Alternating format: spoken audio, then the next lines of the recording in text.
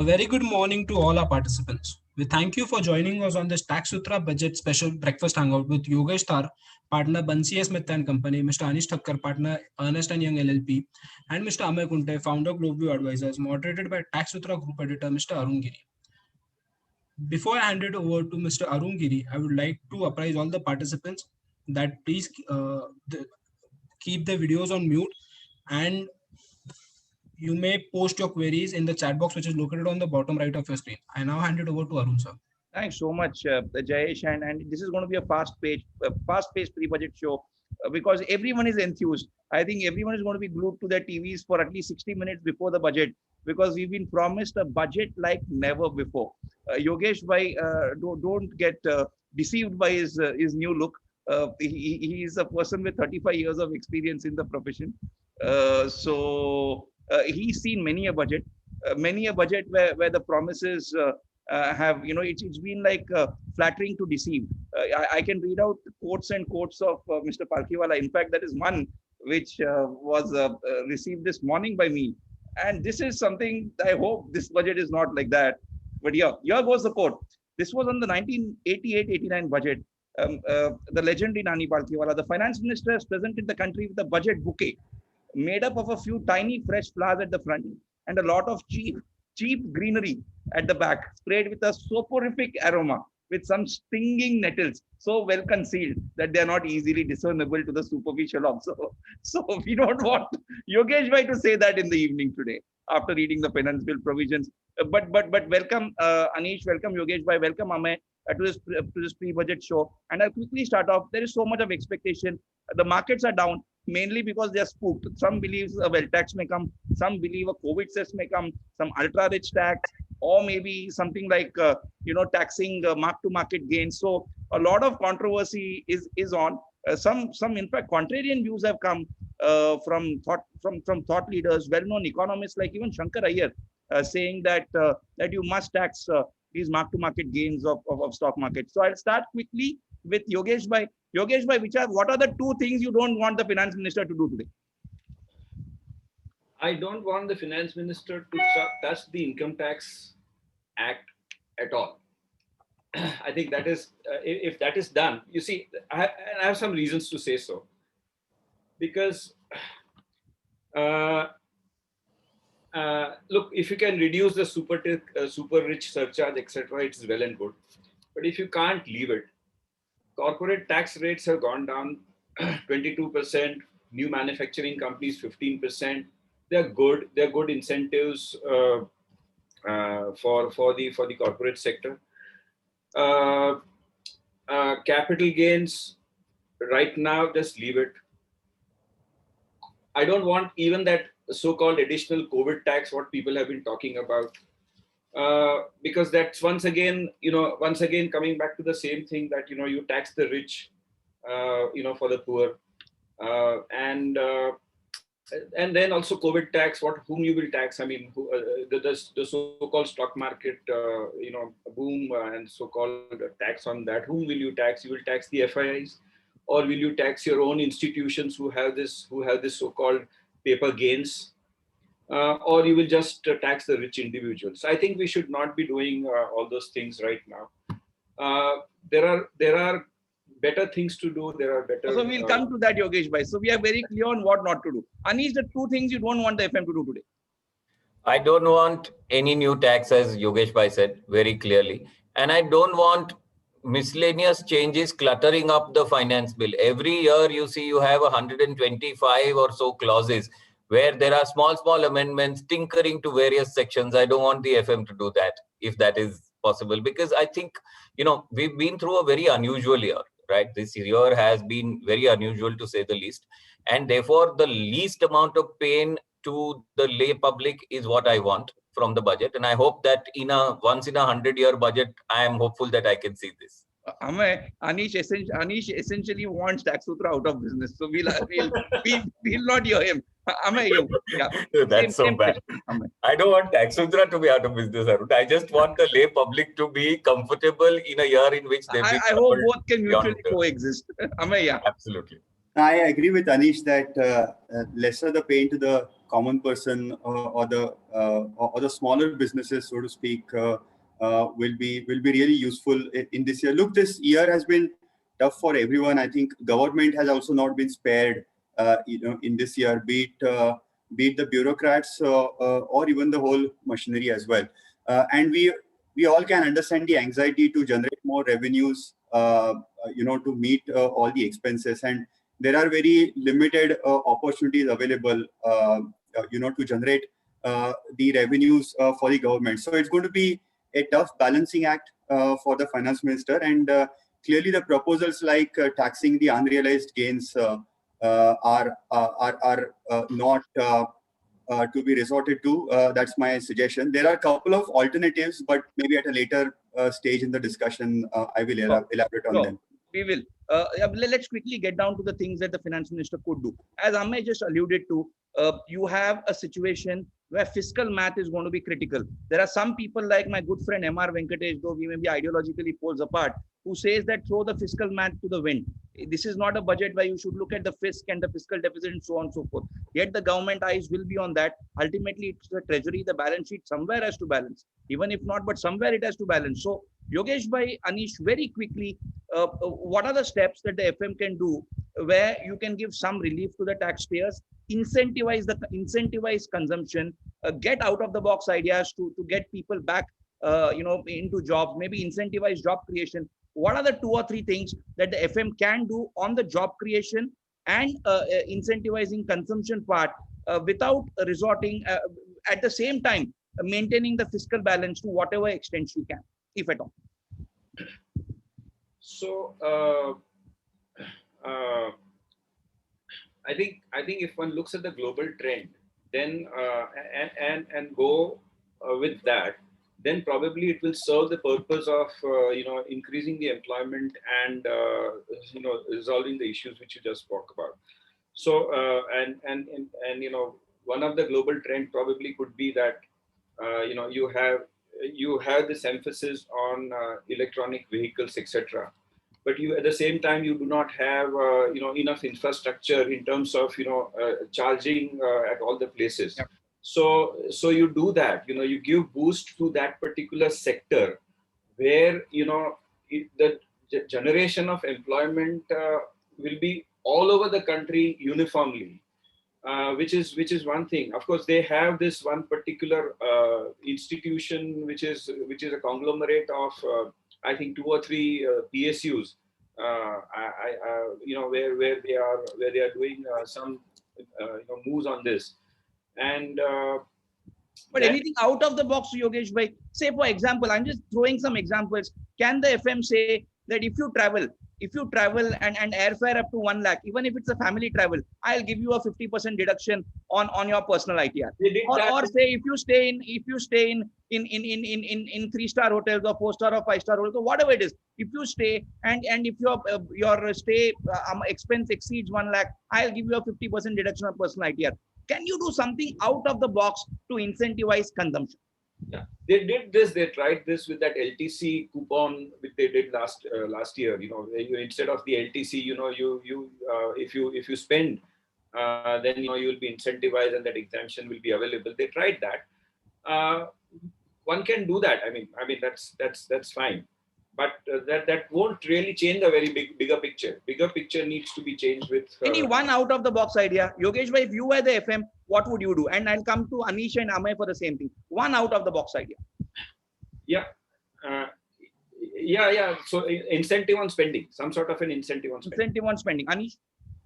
Give an incentive to produce clean energy on the direct tax side and an incentive on the indirect tax side to utilize the green, clean energy or green energy, whatever you want to call it. No emissions. Do that. I think it'll work. Oh, the Biden plan in the US is quite ambitious, not as ambitious as the Sanders plan, but it's still quite ambitious on clean energy. The Paris Accord, of course, is back on track. Amey? Arun, this is actually quite wishful, but the GST collections are at a record time high, which means that the consumption is back. So maybe this is an opportunity and a year where potentially the GST rates, particularly the 18% rate, can be looked at. Of course, this is not this cannot be on the agenda of the budget. It has to be taken in the GST Council. But I think before April, there should be number of other measures that government may have to do outside of the budget, for example, through GST to spur the consumption. Yeah, there's been this just one out of the box idea which I thought, which Greece did in the budget, which we carried in the News Digest a few days back, is say that you give 50% tax exemption or 50% tax rebate for any professional relocating back to Greece. That's what they did. Can we do something? Can you encourage this reverse brain drain? The brain drain that's happened, the billionaires who have left. You had $23,000 millionaires who left the country in 5 years till 2019. Several more would have left in the last couple of years. What do you do to arrest it and do something that buoys entrepreneurship and gets back those professionals or those businessmen? Amay, any thoughts? Yeah. No, so more than attracting people back to the country, I think we have to stop people from leaving this country. I think the 43% personal tax rate has been a big dampener. Nothing to do with COVID. It happened before COVID. You're taxing dividends also at 43%. And entrepreneurs are not really happy with it. People don't mind paying 20-30% tax, but 43% is a bit too much. Number one. Number two, Arun, also I think there are way too many compliances across all the fiscal laws, tax, GST. I think one more, this will not drive the consumption, but can we keep financial year beginning on 1st April 2021, at least perhaps as an exception, a year with lowest possible compliances? Maybe go slow on the assessments, go slow on the audits, let businesses, people settle down. I just want to give one interesting point that may happen. Now, in March, the faceless assessments, the first faceless assessment orders will come about. We know, the way the faceless assessment proceedings are happening, people are expecting, frivolous orders. Now, just consider this point. If you are filing an appeal before Commissioner Appeals, you have to pay 20% tax demand upfront before you get a stay. Now, where will people have money to give this demand? So, by and large, the larger point is that can you keep the compliances at lowest possible level, make an exception? Maybe that will at least arrest the flight of people going out of the country. Sure. Anish, on the Amay alluded to over-regulation. Over-regulation is something that the economic survey highlighted, said that over-regulation is the bane, is the albatross around the India growth story. Anish, any 2 or 3 provisions, or what can we do to just do away with this over-regulation? When Donald Trump came in, some 350 regulations he just deleted or said that this will be off the statute. Can we do something for small businesses, say companies or businesses with 100 crore turnover? These 100 regulations will not apply. Yes, we can. I would believe that, again, at least let us start on the tax side. On the tax side, if, you increase the limit for the presumptive tax, right, that is going to be a big help for the businessman. Just file your return. Don't worry about books. Don't worry about audit. And also say that none of these cases will be scrutinized. Just say that if you show your income as per the presumptive rate, your case will not be scrutinized. I'm sure compliance will improve dramatically. Fine. Right? It's the fear of the taxman that is the problem. Fear of taxman is the problem. I would also believe, Arun, that too many regulations are definitely the bane of this country. So as has been tried in the FPI context, where you have a common application form, where SEBI registration, where PAN number, everything comes at one shot. I think it should be. And, this has been outsourced to the custodian banks, right? The designated depository participants, and they've done a good job with it. So I would think that some sort of a privatization of some of the compliances also, right, will, I think, help. I think outsource the compliance to somebody, let agencies who are credible, approved, do it for you. I think you'll do a better job. Yeah, we have a couple of questions. This is from Samir Gandhi, a senior tax professional. Samir Bhai says tax revenues will be low. How to generate funds for health sector and infrastructure developments, Atmanirbhar bonds or tax-free bonds, Yogesh Bhai? Well, health sector, I would say health sector has seen good times in the last year, most of them, they are themselves Atmanirbhar in that sense. So, the better you do for encouraging the manufacturing activities. From the direct tax front, I see nothing much that needs to be done, because you already have low corporate tax rates, applicable. So direct tax fronts, no. Bonds, yes, that can be looked at. Yeah, you have Suraj Agarwal who says 150% depreciation on electric vehicles for corporates, interest and principal deduction in the hands of individuals for electric cars. I thought electric car budget we already had a couple of years ago, so we are back to electric cars. But yeah, these are quite interesting suggestions. Yogesh, by one more point, and I'll come to Amay also on this. There is some talk of some new dispute resolution scheme. I mean, I think we have to fix disputes, not dispute resolution. We have to possibly kill. You need a vaccine to prevent the disputes, not to resolve them.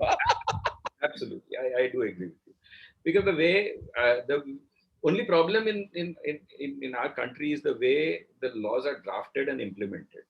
I mean, when things are tabled, they look very nice. Like Anish just spoke about presumptive taxation. You increase the limit, fine.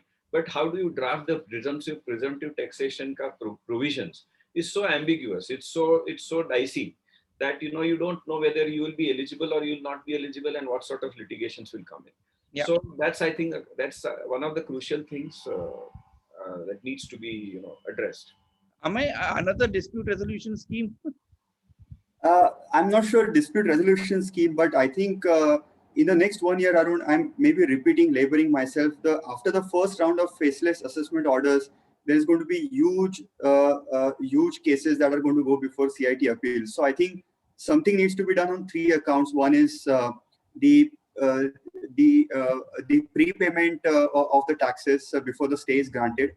Number 2, can there be some sort of a time-bound mechanism for CIT appeals to dispose of the order?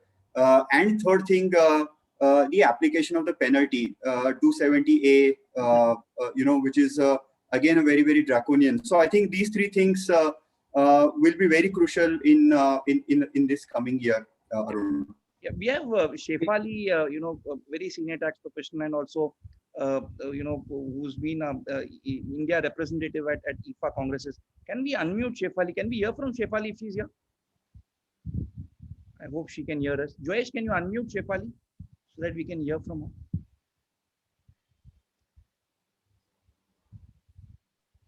Yeah. Doing so. Shefali, can you hear us? Yes, I can. Shefali, Hi, good morning, everyone. Any thoughts on the international tax and transfer pricing side, Shefali? So on international tax, I think largely, I think we've already done what has to be done, right, on the MLI, and we've got equalization levy in terms of digital taxes. So nothing much is really expected in this. I think on transfer pricing, there is still a hope and expectation. Maybe I think because of the COVID impact, there is a hope that there will be some relief which will be granted on transfer pricing side, especially in terms of harmonization, with customs, etc. So, Shefali, if you were writing the finance bill or you were reading the speech, any 1 or 2 provisions which you've been excited about for a few years and you think needs to be on the statute book? Anything on the tax? If I had to write it, I would certainly first and foremost give the relief from a permanent establishment and POEM perspective. For all the stranded employees, who've not been able to travel back home as a result of COVID. We've been expecting this almost now since more than a year. We've so far only got a limited relief for the employees for the short period in the month of March. So for the entire financial year, I think we still need for this current financial year. And hopefully, that should find its way in the budget. Because that's one way of giving, the certainty to the multinationals that they're not going to end up paying taxes in multiple countries. Yeah. Just because their employees are working from home. Yeah. Any thoughts, Shefali, and I'll go to Anish also on this. You've had a pandemic. You've seen the healthcare sector under stress, at least in the first few months, worldwide, not just in India. Even Western world has struggled. God forbid you have something like this, not COVID, something can come up after 5-10 years. You never know when a health scare is around the corner. what do you do? It's very clear we need to spend on healthcare. We know that what we have is woefully inadequate. Across the country, in district after district, what is it that we could do to incentivize spending on healthcare from all stakeholders' point of view, from say government spending, private sector spending, also, you know, how do you get corporates to spend on employee health? I think some level of deduction is certainly called for, right? I think, you know, and we've seen, right, it's not just healthcare, but even without the deductions right now, I think the companies are spending on the employees' welfare, whether it is facilitating their working from home or covering their insurance and the hospitalization costs, etc., as a result of COVID. So certainly, some more deduction on that count should be good. Also, I would say that just in terms of R&D, I don't think yet we are doing enough. So even just incentivizing the companies to invest more in R&D would be a welcome addition to the budget. Any other sector, Shefali, that you think deserves a hospitality? Of course, I think you already talked about that, right? I think the hotels, airlines, I think they are suffering. I would say for startups, there is still a lot that can be done. So, you know, just easing up the capital flow into the startups, or removing some of these, you know, small hindrances like the angel tax, where only a handful of companies are still eligible for the exemption. So just widening that and making it available across the board, even on the stock options. So some of those things can actually go a long way in putting more money in the hands of the. Yeah, I think what the government has dealt with the startup industry like almost, you know, as if it's some fashion industry, a lot of glamour, but I really don't think the government even has a clue on how the startups work. What is the ecosystem that needs to be created, and which is why, you know, you have we really need to recreate a Silicon Valley ecosystem for startups, which is absolutely absent. And startups are the ones who are creating jobs today. But anyway, that's a fair point, Shefali. Anish, you want to pick up from some of the points? Yes, thank you. You know, coming from a family of doctors, at least I can tell you that if somebody wants to set up a hospital today, there is so much of red tape that it is beyond, you know, a normal person's capacity to set up a hospital. There's so many regulations, so many laws, so many different things that you need to do. Even if you want to start a small 20-bed hospital, I think some of the over-regulation there certainly needs to reduce. I would believe that Shefali rightly said that spending on R&D is very, very important, because ultimately it is R&D which will help us, right? God forbid something like a COVID happens. If you've got R&D centers across the country, I think it'll, be a big boon. You know, I know we came up with a vaccine pretty fast, but I think there's still a lot to be done. As far as corporate spending is concerned, if I believe corporates create medical facilities within their premises, right? A small clinic, a small, medical center. If you plant in a remote area, you create a small mini hospital there. I think those things need to get incentivized. And I believe that the 80D limit for Mediclaim is woefully inadequate. Today, in 25 or 30,000 rupees, you can get very, very little. Healthcare is becoming expensive, particularly if you want to go to the good hospitals.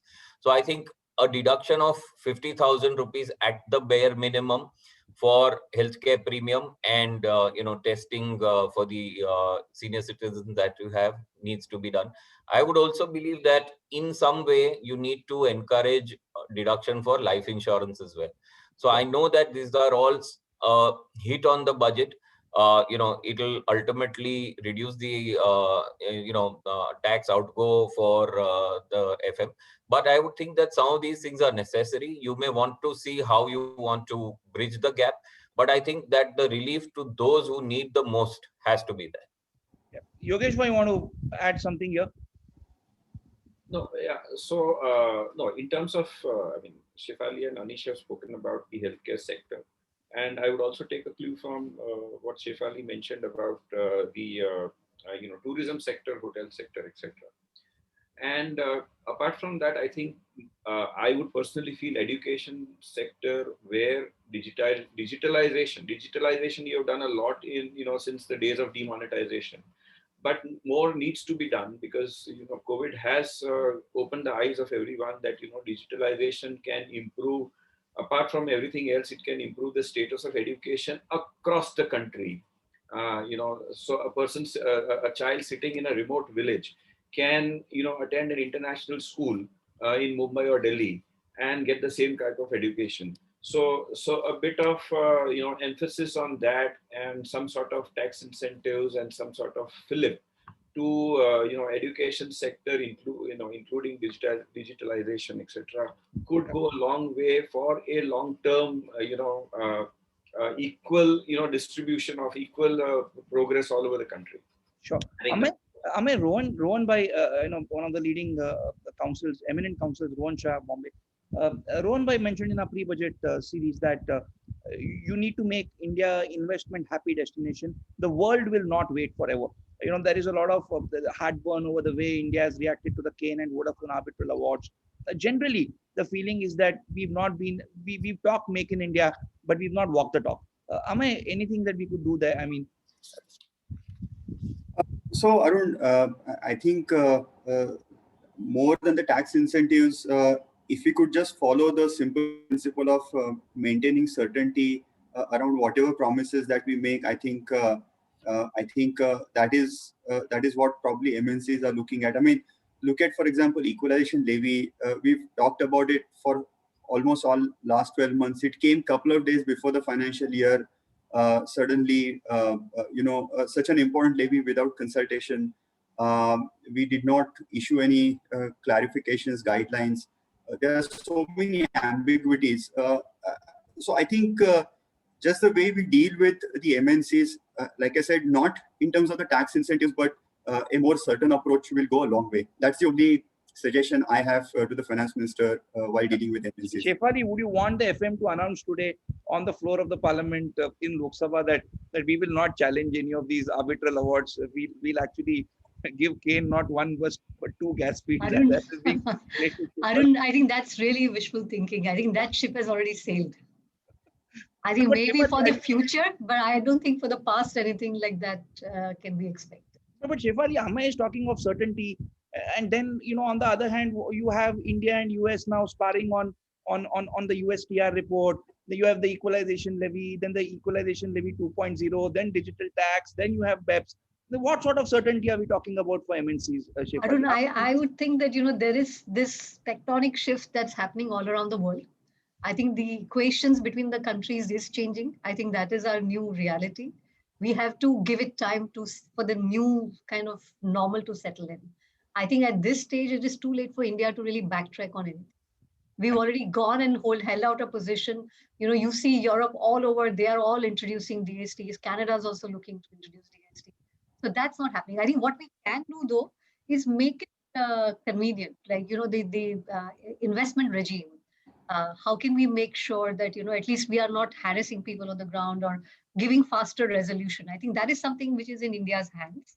And especially, I think, on the bilateral investment treaties, where India has now taken a stand that we will not put arbitration, but whatever other comfort we are able to give to the investors on the stability of the tax regime, I think that would be good. Yeah, cool. So thanks, Shefali, for those final words. Anish, Yogesh Bhai, Amay, final words. Anish, quick 10-second answer. You have Amitabh Beher, CEO of Oxfam, Oxfam India, who argues for a tax on higher income individuals, higher incomes, and on companies with windfall profits. Yes or no? Quick. You're on mute. Anish, you're on mute.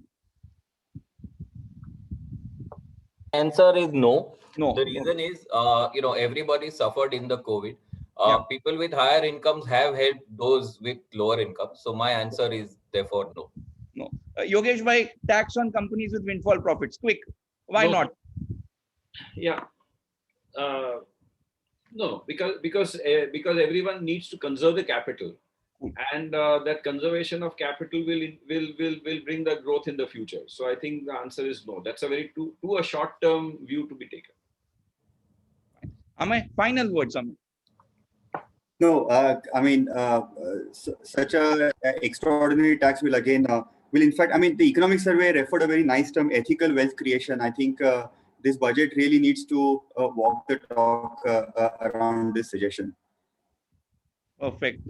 We are 75 minutes away from Union Finance Minister Ms. Nirmala Sitharaman's budget. I think this would be a third or fourth budget. I have not counted. Maybe a third budget. So it won't be 2 hours long. Almost it needed, I think, the Prime Minister or the Home Minister then to take a look at their watch for the speech to stop last year. And that won't be the case this year for sure. There is someone who posted last night whether there is going to be a translation in Hindi as well by Mr. Anurag Thakur, Minister of State for Finance. We'll see. That's But, going to be yeah. a first, Arun. That's that'd be never fun happened. to watch. Yeah, thanks so much, Yogesh bhai, Thanks. Anish, Amay, Shefali for those inputs. And we are 75 minutes away from a budget which we have been promised is going to be one like never before. We will see if the FM walks a talk.